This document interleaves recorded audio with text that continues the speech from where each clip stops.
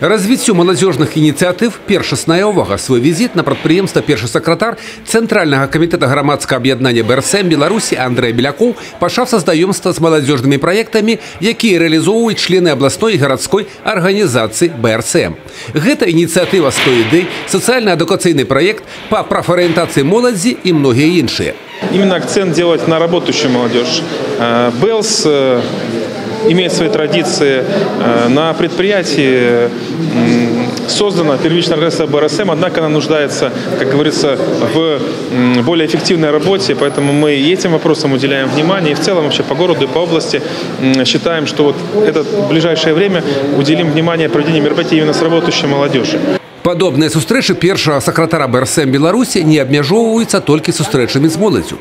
Галоўнае, са слова Андрэя Белякова, пачуць людзей, даведацца аб праблемах, якія існуюць на тым ці іншым прадпрыемстве, у тым ці іншым калектыве. Заўсёды ў сферы інтарэсаў і вытворчыя пытанні.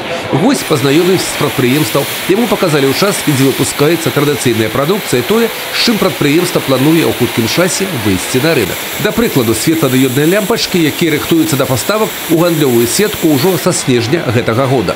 Нам нужно сверять часы, что называется. То есть в конкретном регионе есть конкретная проблема, которую нужно решать. И люди обращаются, в том числе и в рамках моей непосредственной деятельности в Союзе молодежи. Людей интересует, чем живет сегодня Союз молодежи, что молодежь получает, приходя в Белорусский республиканский союз молодежи.